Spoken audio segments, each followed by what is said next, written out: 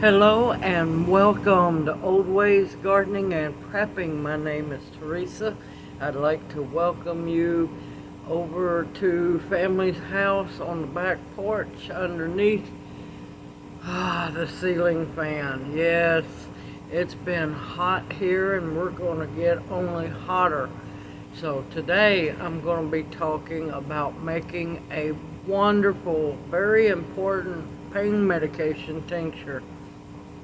Today I'm going to be working with white willow bark.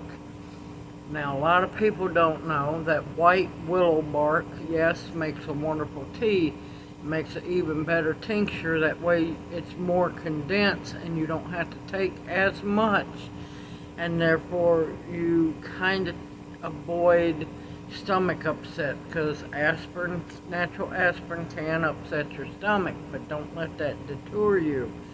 Now, a lot of people don't know that, yes, willow bark is good for pain, inflammation, fevers, and so on. But in adults, you got to be a little more careful with using aspirin for fever, because you don't want to end up with Rye syndrome, stiffening of the neck.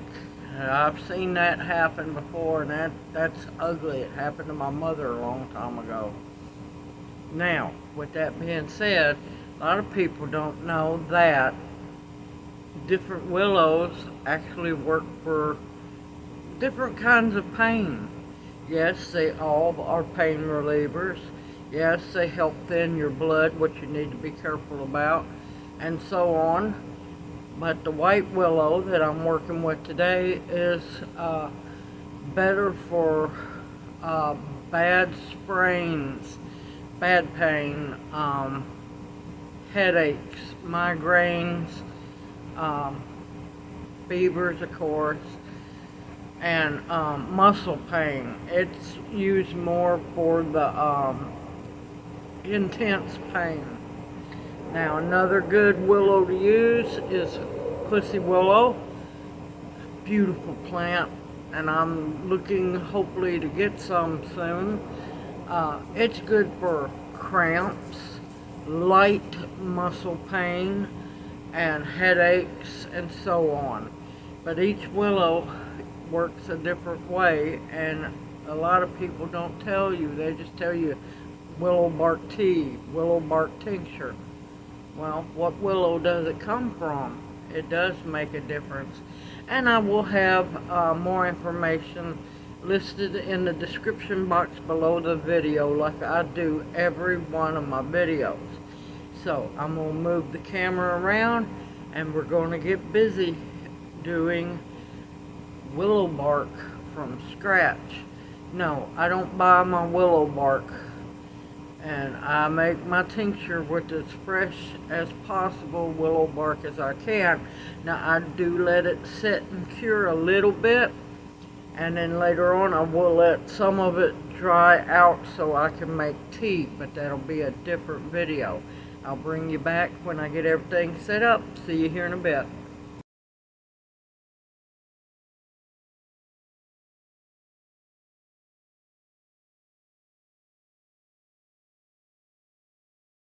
Alright, it's time to get busy now. Now you're going to want a good sharp set of hand pruners so you can trim the stems down to manageable sizes, and a really good sharp pocket knife.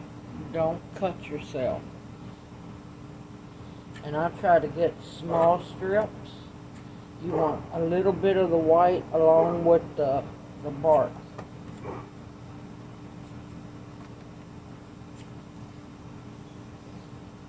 And you want to try to hit the bucket, apparently. Even though, apparently, I guess the bucket's not big enough.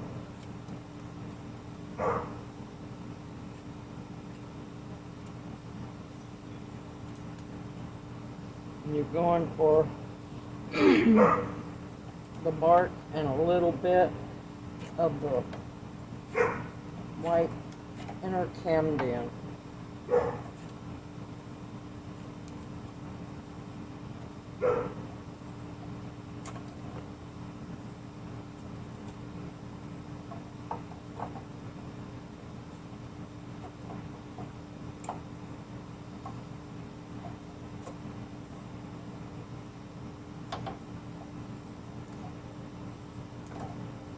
Another thing most people don't know, that willow is one of your best rooting hormones as well.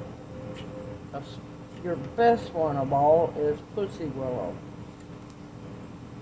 But if you wanted to, because you notice I took all the small stems off of the bigger stems, save those, dry them, powder them up, and that can be rooting hormone as well. You can add a little bit to the water, or you can dip the stems of whatever you're trying to root into it and either put it in water or soil. It works wonderful. A good grief. This bucket's plenty big enough. It should be going right down into the bucket.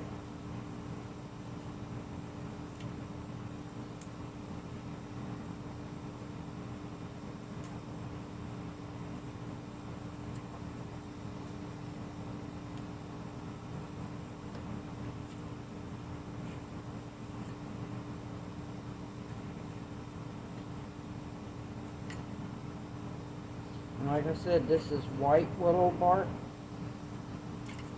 This will be great for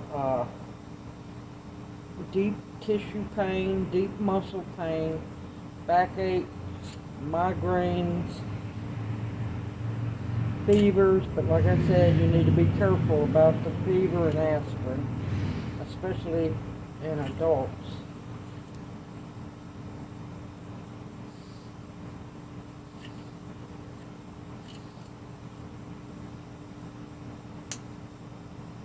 I'm so tired of mosquitoes. Now, I know I'm not going to use all of this bark for tincture, but that's okay. I'm going to be saving a bunch of it, letting it dry.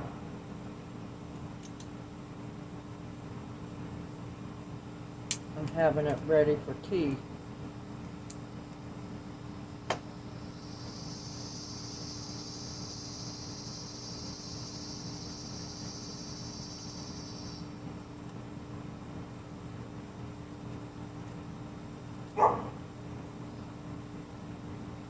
Okay, and of course Jane, don't waste any. Jane is making her barking appearance. As you know, there's squirrels to chase.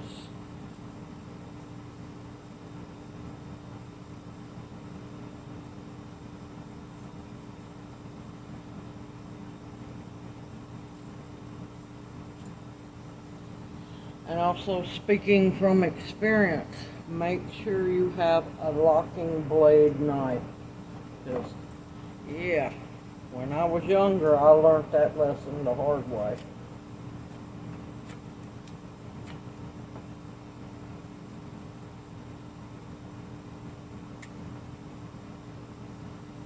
But you see how I've got the outer bark and quite a bit of the green inner bark as well. That's what you're going for.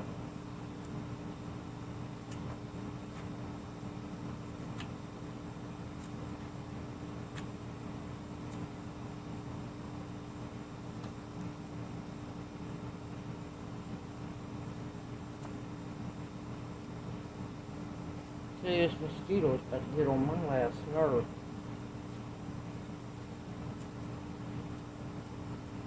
Oh man, go ahead. No, get back here and land.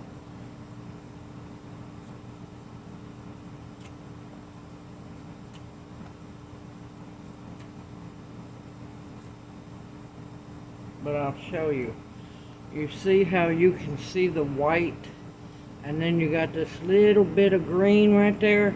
You want to make sure you get that green. That has the salicylic acid in it as well.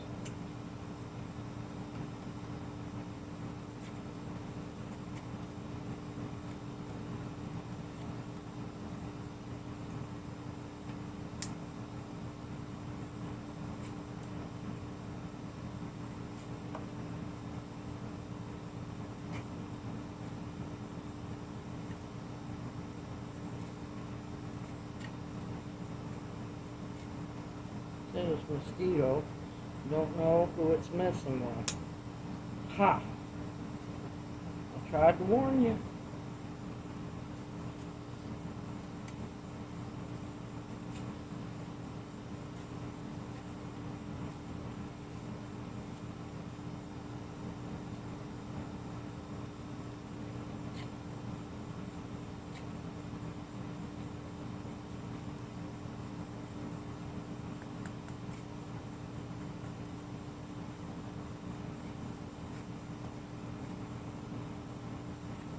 If you've ever done any whittling, this is basically pretty much the same thing that you're doing here.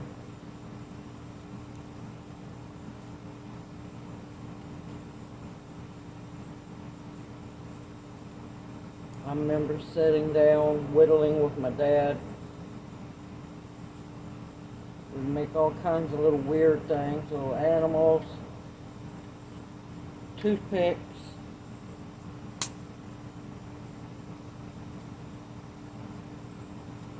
They just don't realize they're messing with the wrong person.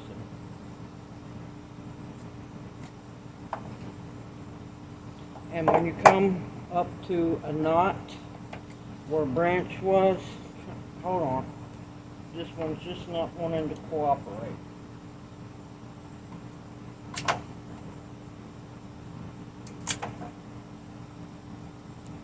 But thankfully willow is a softwood. Come up, pull up your blade, and that way you can just usually either take that off or walk over it. But always make sure that you keep the hand that's holding the willow branch behind your blade, not in front of it.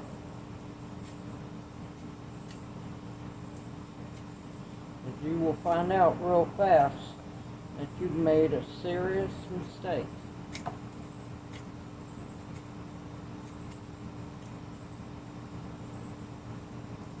But I find this so peaceful and relaxing. And yes, every man, woman, and child should have, well, children, when they have, you know, the common sense enough to respect a pocket knife, everyone should have their own really good pocket knife. Not anything cheap. This one's a buck, if I remember right. Yep. Also, my favorite of all, I love old timers. Gerbers are good. Bucks are really good. But my dad always liked an old timer.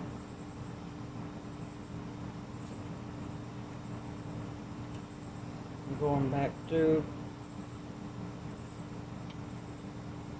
The only time I'll ever let the blade come towards me is when I know I'm not going far with it.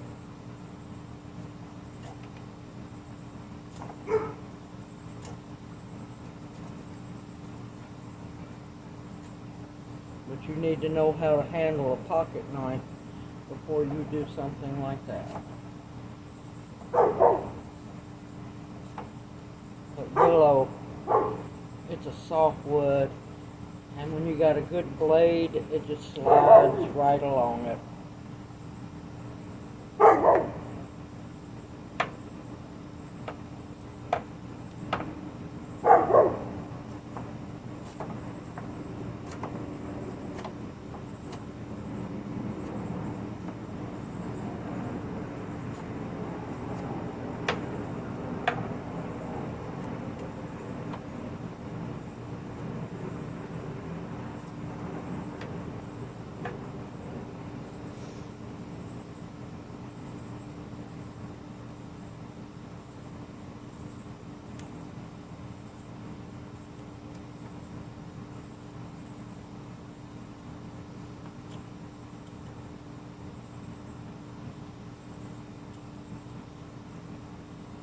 I love whittling, stripping branches to make medicine. It's peaceful.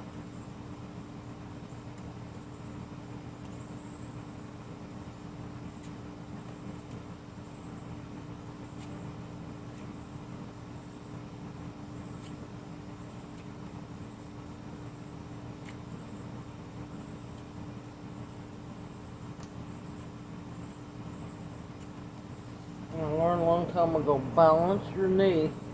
Balance your elbow on your knee or your upper leg, and it controls how far your hand with the knife can go. It's another safety tip.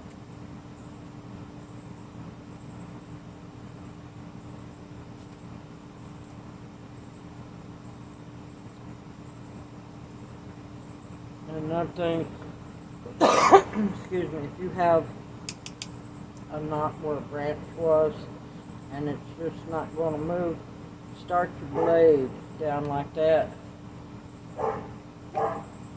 and roll it.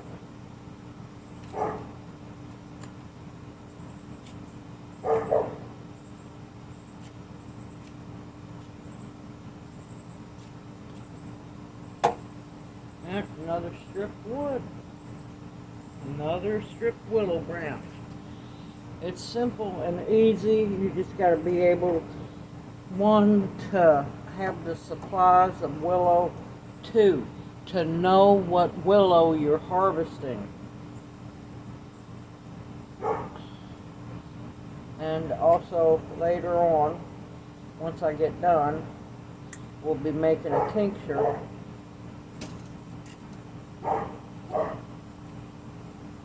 And to be able to have the alcohol supply.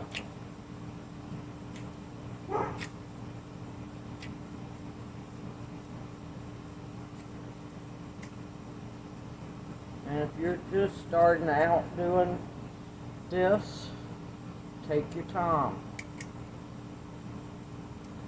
Better to take your time than be sorry. Because if you cut yourself and you bleed on any of your product, you got to take that out. You got to run to your herb garden for the yarrow so you can make it stop. So yeah, you want to be careful.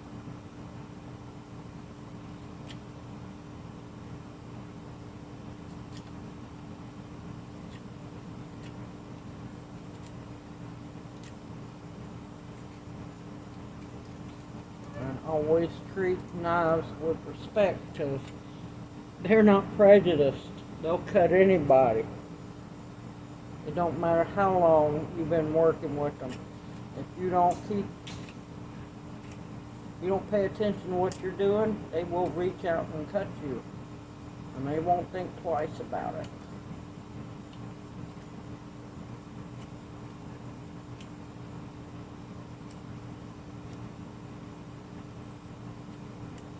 But I can do this as long as my tendonitis doesn't kick in. I can sit here, it's so peaceful, I can sit here and do this for hours. It's peaceful watching the medicine build up in the bucket, knowing that I'm going to not only help my family with medicine, but I'm going to be able to help others as well. And now, since I have my channel, I get to help teach others how to be more self-sufficient.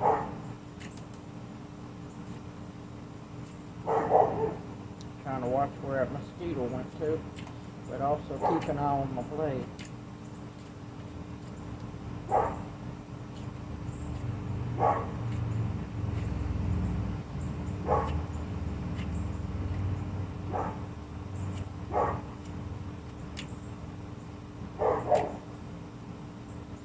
Ooh, trying to bite me on my eyebrow. I tell you, these things are vicious this year. Okay, here, if you can see, let's see if I can get it to zoom. Alright, you can see the bark right here. You can see the underlayer of the bark and the white pith. You want to get the bark, the underlayer of the bark, and just a little bit of the pith.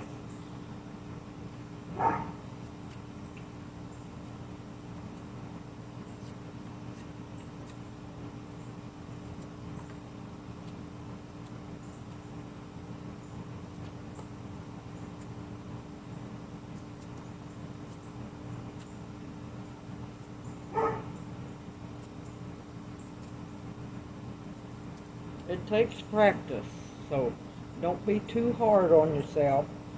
And if you miss some pieces, guess what? Just go back, nick it off. Trim it right off. But you want to make sure, since this piece of willow basically has died because you cut it off the tree, don't waste it. Don't waste it at all.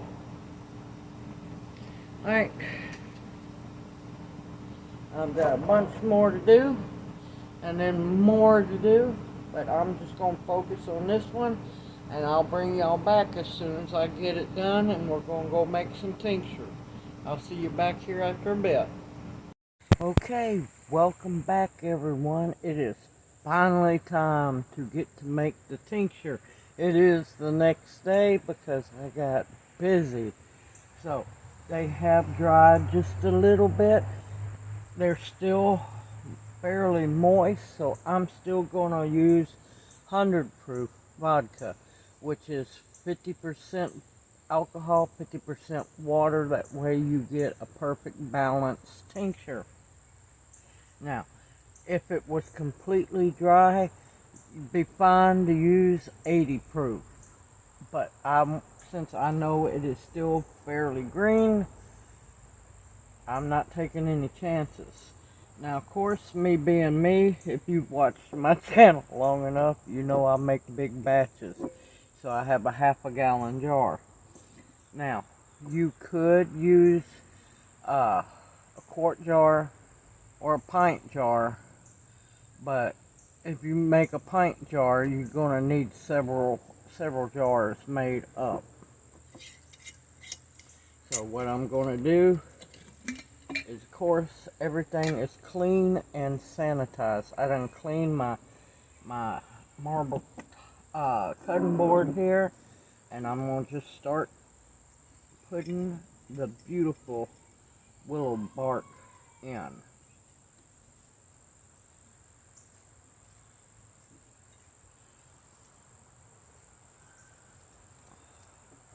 Now, I will warn you that this tincture will it will be bitter, y'all. Because if you've ever had a natural aspirin, not the synthetic stuff they make nowadays, natural aspirin is bitter. But don't let that deter you from making your own aspirin. And of course, I'll have more medicinal benefits in the description box below. And since I always strain my tinctures very well, I put all the little bits in also. Go on! Man, they are on a ear attack this morning, and it's aggravating.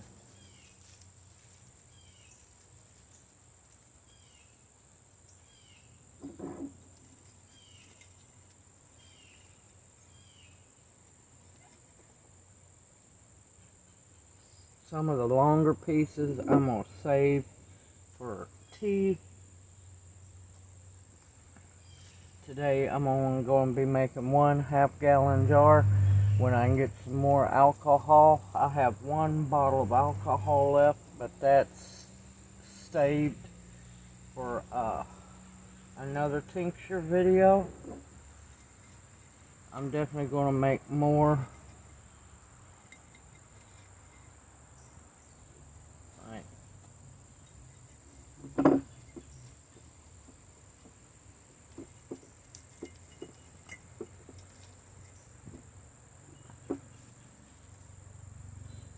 This is why it's best to try to use the shorter strips when making the tincture. That way you don't have to fight them so much to get them in the jar.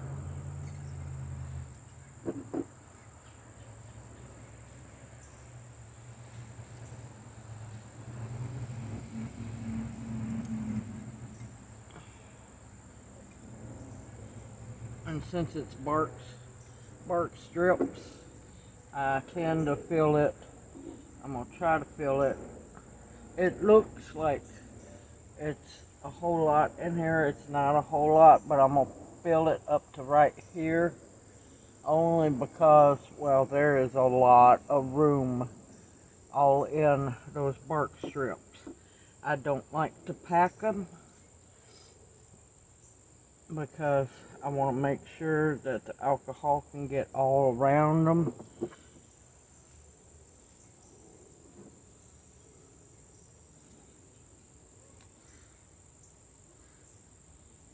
Just a little bit more. And if I was to pack it down, it'd be just a hair over half the jar.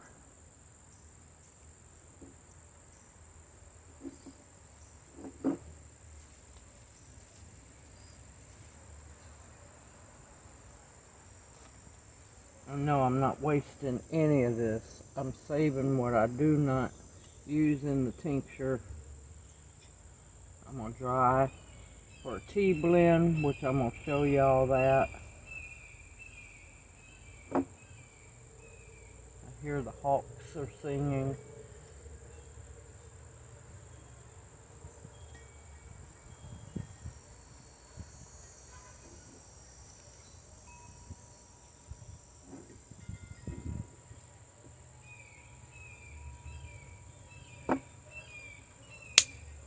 Tell you, they're just vicious anymore. This has been the year for the weird mosquitoes, I'm telling you.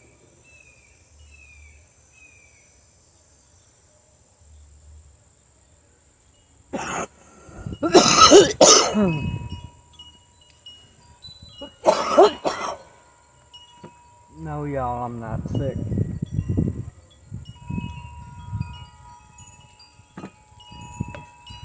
My sinuses have gone back crazy because of this change of weather. We've been cool for a while, and this week we're going back up into the hundreds. It's ridiculous.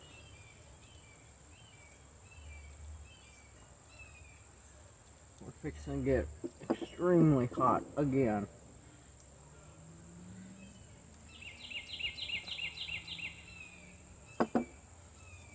Okay, that should be plenty.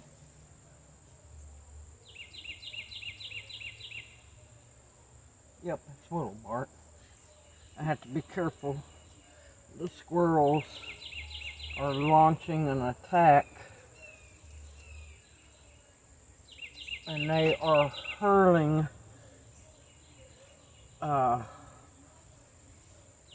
acorns down. Okay, now that I have my jar as full as I want it to be, like I said, if I was to pack this down, it'd be about half full. But I want to leave loose room because it is bark. Now, as the alcohol breaks it down, it'll get softer and everything. But I want to make sure that there's plenty of plant material. Oh!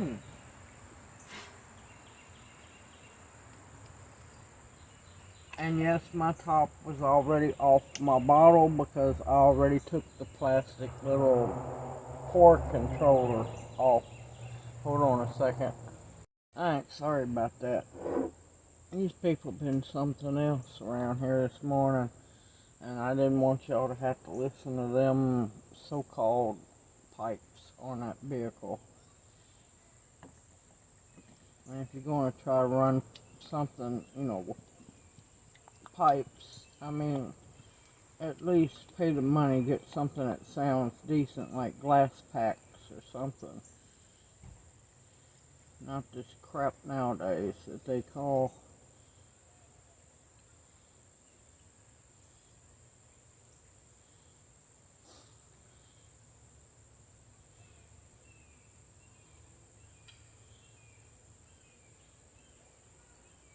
Alright, I'm gonna have to top it off here in a bit. When I go get another bottle, I'll do that once the video is over with. But you want to fill it as close to the rim as possible. That way, least amount of oxygen gets into your alcohol.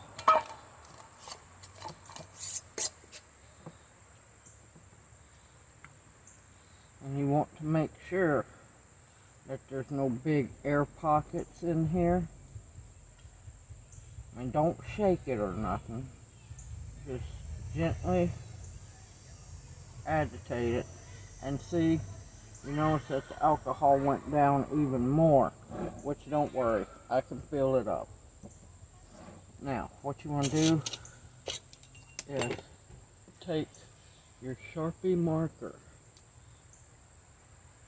And I'm going to list White Willow Tincture. Alright, go on. Man, go. Sorry, y'all. I'm just not going to sit here and let them bite me. Okay. 9. Go on. Oh my gracious, hold on. Sorry about that. Train, believe it or not. Okay, here we go. 9, 17, 22. You will want to write on the top what's inside, because I'm telling you, if you make as many tinctures as I do, most of the time, especially bark ones, they get to looking alike. Ha, finally. But make sure you label, definitely label, and date. And this is the date that I started it. You're going to want to date it the day you start your tincture. Now, like I said, I'm going to fill the jar up after the video's over, and I am going to get it to almost right at the top of the rim to keep oxygen out. Now, you're going to want to store this in a cool, dark place. Every couple days, agitate it. Make sure that alcohol's getting all around that bark, pulling that wonderful medicine out. Now, at the 8-week mark, 8 weeks from the day that you label it, your tincture is done, not before. I don't know where these people are getting it. A tincture is done in 2 or 3 or 4 weeks. No, that's not right. No, it's not. Not one bit. 8 weeks. Now, if it goes past 8 weeks, you're fine, folks. It's fine. It's going to be pickled. It's in alcohol. It's not going to go bad. But when you get a chance to strain it, when you get ready to, then you're going to remark the label when it was finished. And that way you don't think that way you don't get mixed up and think, oh my gracious. But at the 8-week mark, it's fine, it's ready. If you have to go over, that's fine. Whenever you get a chance to strain it after 8 weeks, it's fine, folks. It's fine. If you just want to take a little bit out, now it's going to be a little harder because you see, you can leave this in here, but it's going to get a little harder to get a dose out with all the small particles floating in. But if you want to do it, leave the bark in. But after 8 weeks, it has pulled, at the 8-week mark, it has pulled everything out of this bark that it can. And your tincture will be ready. Don't make it more complicated. It's not. Anybody can make tincture. You just gotta have the product, the alcohol, and the jars to use it in. Now, if you have bigger jars, like, gallon jars that actually have a good tight fitting lid, you can make a gallon at a time. I wished I had some gallon jars with good lids, because you better believe I'd be making a gallon at a time. But it's simple, it's easy, it's all natural, and it keeps big pharma out of your life. And believe me, anytime you can keep them folks out of your life, it's a good thing. And like I said, this is white willow bark. This is good for deep tissue pain. It's also good for back pain. Your heavy duty pain is what the white willow is for. Migraines, headaches. Now, be careful if you are on medication where you cannot take aspirin.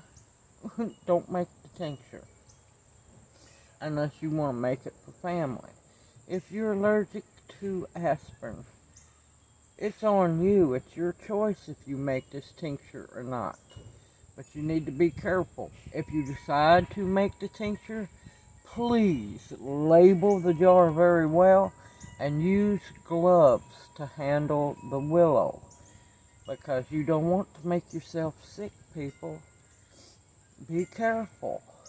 Use common sense, and you got this.